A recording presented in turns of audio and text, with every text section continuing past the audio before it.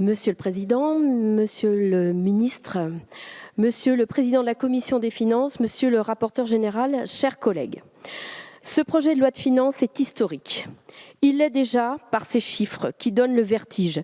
Une récession de 10%, un déficit public de 10,2% et une dette publique de 117% fin 2020.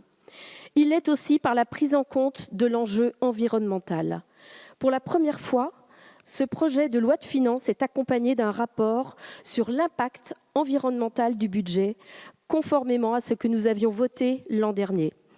Ce rapport présente une budgétisation environnement de l'État avec les impacts environnementaux des crédits budgétaires et des dépenses fiscales inscrites en loi de finances, nous permettant d'évaluer ces dispositifs au regard des engagements et des objectifs de la France en matière de préservation de l'environnement. Je veux saluer ici le travail très complet du ministère de la Transition écologique et solidaire et du ministère de l'Économie, des Finances et de la Relance. Il nous permet d'apprendre que les dépenses dites vertes, c'est-à-dire favorables à l'environnement sur au moins un axe environnemental, sans être défavorables par ailleurs, sont en hausse de 29% par rapport à la loi de finances pour 2020 pour atteindre un total de 38,1 milliards d'euros. Ce projet de loi de finances est aussi le projet de loi qui permet d'inscrire dans notre cadre légal les dispositifs du plan de relance et notamment les 30 milliards d'euros prévus pour l'écologie.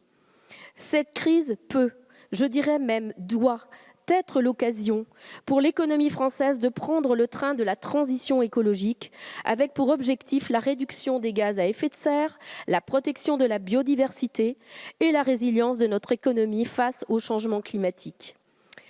Le premier axe de ce volet porte sur la rénovation écologique des bâtiments, avec des mesures pour les bâtiments publics, les logements sociaux, les locaux de TPE-PME, ainsi que les habitations privées.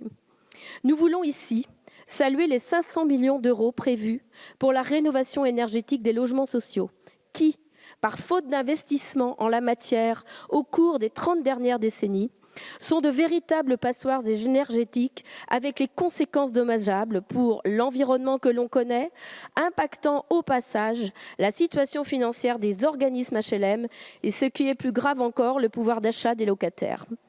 Le plan de relance contient aussi des mesures en faveur de la décarbonation de l'industrie, notamment des industries automobiles et aéronautiques. Ces industries, en particulier, se voient proposer des dispositifs de soutien à l'investissement pour inventer les modes de transport de demain plus respectueux de l'environnement.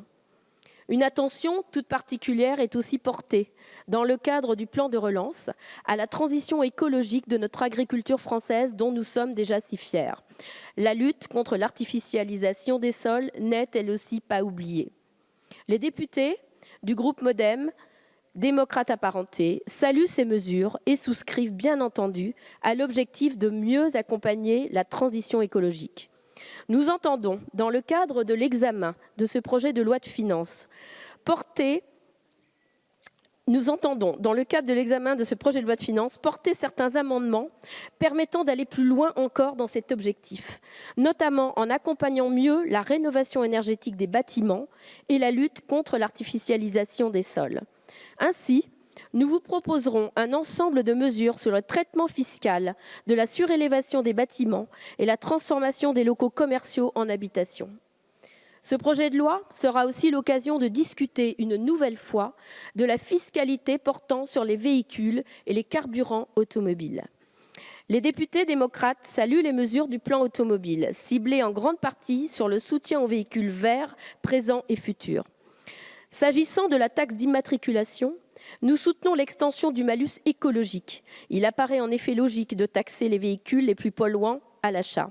Néanmoins, nous tenons à faire part de nos préoccupations tenant à la mise en place d'une imposition au poids qui risquerait d'aller à l'encontre des véhicules électriques, hybrides et familiaux. Je veux ici souligner que la hausse du poids moyen des véhicules est en grande partie due aux normes nouvelles de sécurité et aux nouveaux équipements. Nous serons donc attentifs aux propositions en la matière. Nous nous interrogeons aussi sur les changements de fiscalité sur les carburants. Certains carburants bénéficient d'une fiscalité différenciée parce qu'ils sont plus favorables à l'environnement comparés à d'autres. Revenir sur cette fiscalité pourrait se traduire par un renforcement de la fiscalité de carburants un peu plus écologique que les autres. Nous formons ainsi le vœu que les débats que nous aurons sur cette question fondamentale pour l'environnement et le pouvoir d'achat de nos concitoyens permettront de lever nos doutes et interrogations. Je vous remercie. Merci.